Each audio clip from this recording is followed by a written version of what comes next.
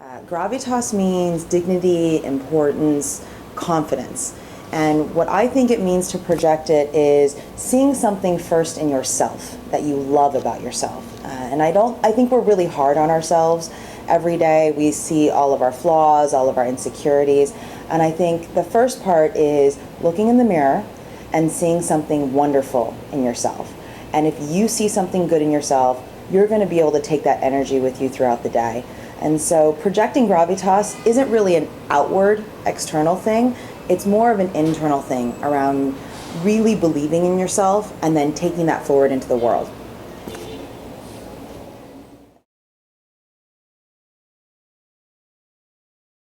I always like to say that no one's born with gravitas. You actually learn it over time, and you have to be inspired by other women who have it, and you practice it.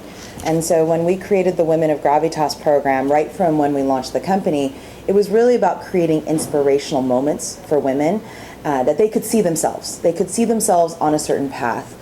And what we do as a team is each month we'll curate a group of women or a woman from an industry that we believe has had challenges in her life, that has overcome them, and is really an inspiration for how to live with confidence. So some of the examples could be our first woman of Gravitas, who was the president of Marc Jacobs and actually helped create the entire Marc Jacobs line. She was there for 11 years, and prior to that was president of Dana Buchman.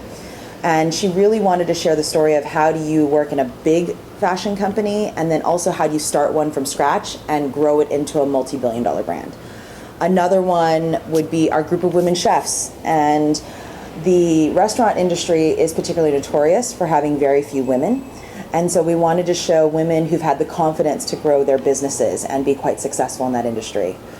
We've had best-selling writers, some of whom started as writers, some of whom started as consultants and decided to become writers.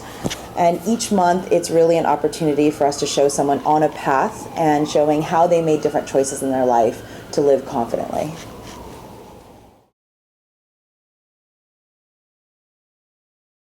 This, by the way, is a lifelong struggle for me. I believe I've spent most of my adult life trying to fit into a dress versus trying to find a dress that fits me. And I think that's really the flip that we're trying to communicate. Most brands actually have one fit model. If you think of a brand that you go, well, that one fits me really well, it's because they have a fit model that looks like you. And so you might say, I go to this store and they fit boxier, and I go to this store and they're a bit curvier.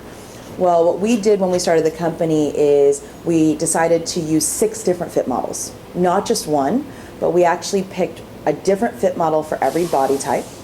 And then we said, we're going to design at least 2 silhouettes that work for that body type and be the first brand in the industry to have a dress for every single body type. I like to say that I'm a dress whisperer, and the challenge is no matter who you are, I can find 2 dresses that will work for you. I'll give you an example, which is I'm a fairly curvy girl.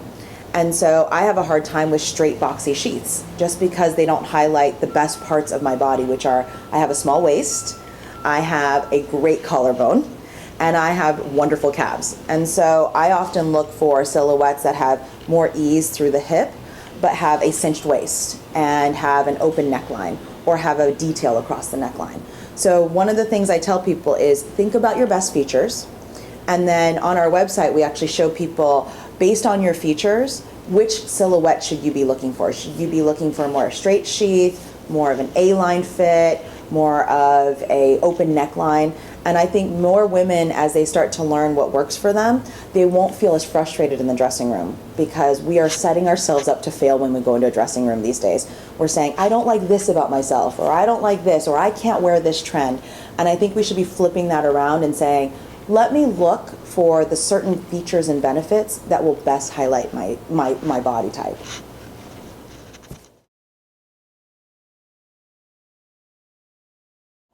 What is our Shapewear Secret? Well, I will tell you the story of how I came up with it. I was walking past the Cole Haan store, and they had outside a display of a shoe, and it was a high-heeled stiletto with Nike Air technology. And I thought to myself, someone's built a comfy stiletto. They have taken two ideas. They've taken the stiletto pump, which we all want to wear, and they've put in a Nike cushion so that you can wear it all day. And all of a sudden I got on this thread of combination products. And I've been wearing shapewear for maybe a decade now. And as most people know, it rolls down, it rolls up, it's uncomfortable, you can't wear it for longer than 3 hours, or it's not designed for what I want to wear, so I get a line in certain places. And my team and I spent an entire year figuring out how to build a shapewear liner into a dress and have it fit perfectly to that silhouette. So you get all day smoothing control. It's comfortable. You can wear it for longer than 8 hours. It doesn't roll up. It doesn't roll down. You don't get a funny line. And I like to say there's no Bridget Jones's moment.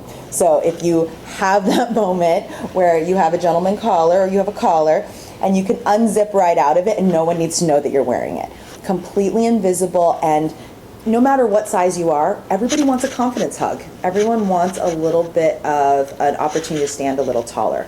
So it's globally patented, which I like to say we are the first ready-to-wear brand that has innovation, but also feels an obligation to provide an emotional call to action. People feel emotional on our product because they say to us all the time, "This is the most confident I've felt in years."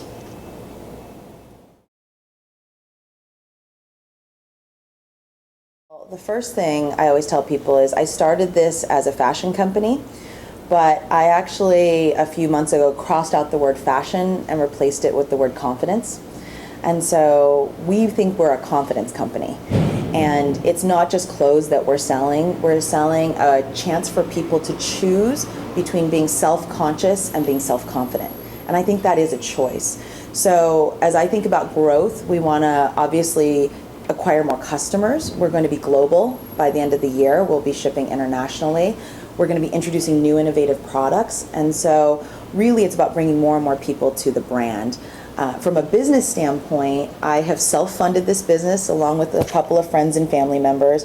And I think we've spent the last 2 years in a proof of concept phase. So we're proving out, number one, that we're onto something.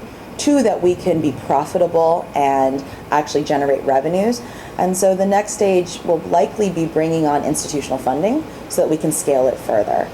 And then my secret hope, my secret goal is that not only are we a product company and a commerce company, but over time we really evolve into a content and a community company as well, so that we've got the 3 C's of commerce, content, and community, and we really can become a confidence company, not just a fashion company.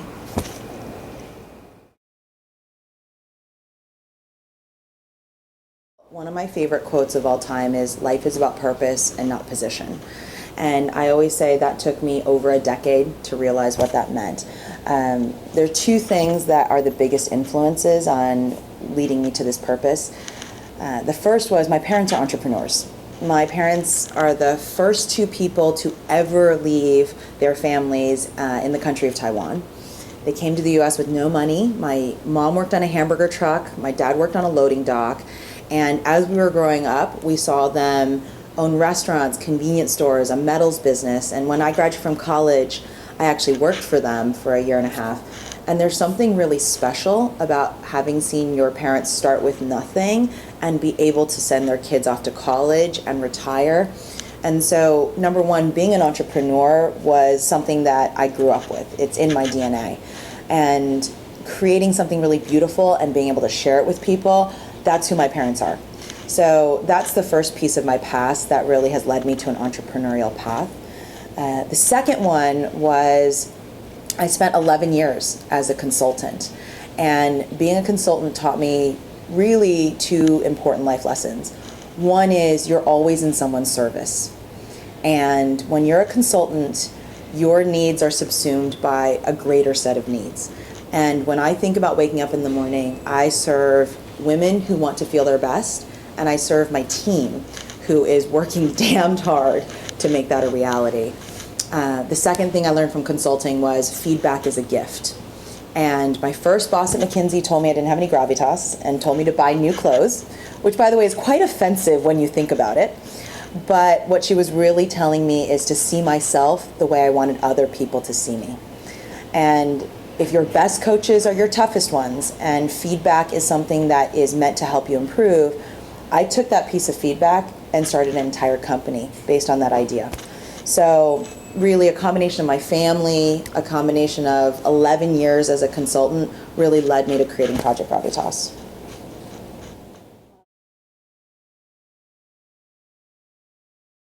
I heard an amazing talk from Indra Nooyi from PepsiCo, and she said, you don't choose the mentor chooses you.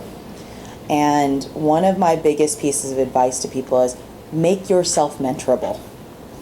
And by making yourself mentorable, what that means is you're humble, you're hungry. When someone gives you a piece of advice or feedback, you automatically reflect on it, you ask questions, you get advice on how to address that feedback, and then you act on it. So the joke at McKinsey, where I was there for 11 years, I basically grew up at the firm, is I had this little notebook that I carried around that was called the Lisa Feedback Notebook. And I would walk around once a week and I would ask people to give me one thing I could do differently. By the way, it wasn't open-ended. And I think that's one of the mistakes we make, which is, how am I doing? Or what should I do differently? By the way, you've just left it completely open-ended. The person, number one, may not have thought about it or may not know what you want to know, what you want to hear. And so I used to ask a few people each week, what's one thing that I could do differently? And I would write each of these one things down. And as soon as I had mastered it, I would cross it off the list. And I realized when I left McKinsey, I had this notebook that I'd carried around for 11 years. And as I went back to it and saw what I had mastered, along the way, I had collected fans. I had collected people who wanted to will me to success, who really wanted to see me do amazing things in the world. And when I started this company and I put my own money in, I had 20 McKinsey people email me saying, why didn't you ask me for investment? I'm offended that you didn't come to me and ask me for $10,000 or $50,000 to start your company. And everyone opened up their pocketbooks, which I hadn't expected.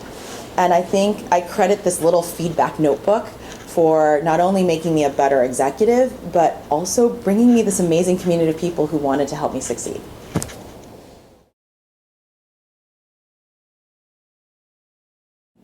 I'm going to give you a piece of advice from my mom. My mom, by the way, is the wisest person on the planet. And she says, no one wants to help sad people. No one wants to help stressed people. People want to help happy people. And I love that quote because people want to help happy people. And so when there's a challenge, I think what I personally do is, first of all, I pause and I give myself a moment to say, this sucks. This totally sucks, and I am completely stressed, and I don't know what to do. I give myself permission to feel that way. And then I hear my mom's voice saying, no one wants to help a stressed out person, okay? They want to help somebody who's optimistic. And so once I've gotten through that this sucks phase, I will think about who do I need to help me? Because one of the biggest mistakes I've made in my life is thinking I could solve everything myself. And guess what? I used to actually go into shutdown mode, and some of my mentors would say, it must be really bad because I haven't heard from you. And I have thought about that feedback a lot, and I've said, okay, when things are really bad, I'm going to figure out, one, where can I get help? Because I alone may not be able to address this challenge. Two, I always go in with a clear ask. So a very simple example was in my own business, when we launched, Oprah Magazine named us favorite thing, and we sold out in a weekend. And we found out that every single size label on our dresses were wrong.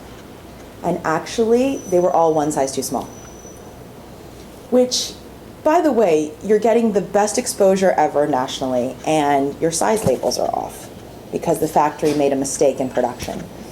And so I called one of my mentors who used to be in the garment industry, and she said, you're going to pull back every single unit out of the warehouse before it ships to these Oprah readers. And you're going to get a sewer to re-sew every size label. And I literally thought, oh my gosh, that's an entire weekend. And she said, and you're going to get your whole team, and I'm going to show up, and I'm going to run the line. And this is a retired 25-year fashion executive. And thank God I called her, because I didn't know what to do. and we needed to get these orders out by Monday. And so my entire team spent 2 full days in a factory with this awesome mentor. And I look back on it now and I go, okay, thank God I didn't go into shutdown mode. Thank God I didn't get paralyzed. And I think we can all get paralyzed.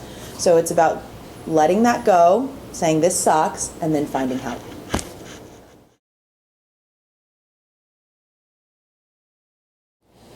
What have I learned as an entrepreneur so far? Well, first of all, I'm continuing to learn.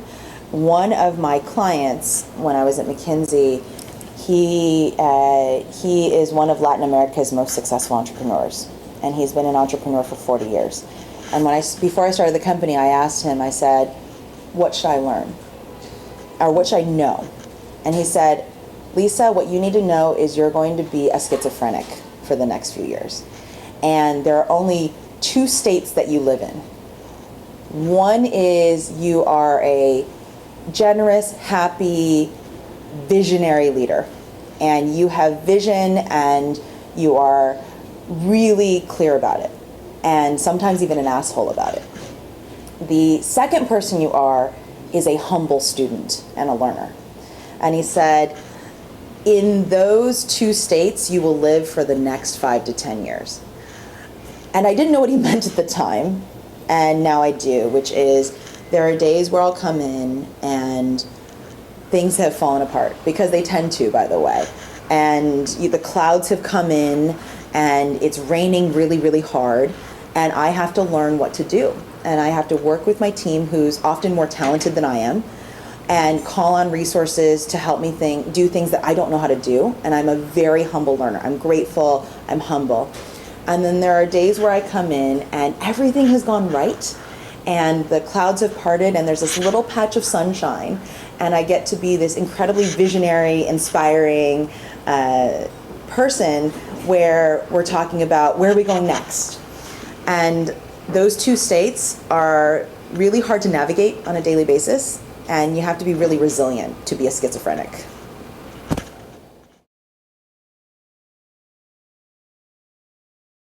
When we are in our adolescence, there's a moment where you become self-conscious about yourself, right? You start understanding what the words ugly, pretty, skinny, fat, you start to evaluate yourself. And it can be anywhere from age 6 to age 12, but all of a sudden you're conscious of something. And it creates this lifelong journey of being hard on yourself and having insecurities and seeing flaws. But there's a point before that where you didn't see any of your flaws. You weren't aware of it, you didn't even know what that meant. And you didn't have any sense that anyone was judging you. And I don't think we ever let that go, by the way. I think that there are moments where we choose to be confident. And it's a choice, and it's a conscious choice. It's a conscious choice to either say, I'm going to address an insecurity, or I'm going to accept an insecurity. And for me, starting this company was about creating products that when women put them on, they get to have a pause button on all the negative voices in their head. They get to say, for these few moments that I have chosen, I get to be my best self, and I get to be confident. And so for me, how to be smart is a choice. It's a choice around when you're going to let go or address an insecurity, and you're going to embrace a better version of yourself. So if I can give you one little piece of advice, it's find something that is a mental cue for you to say, okay, now that this is on me, or now that I have this in my life, or now I have this, it's a reminder to choose to be confident.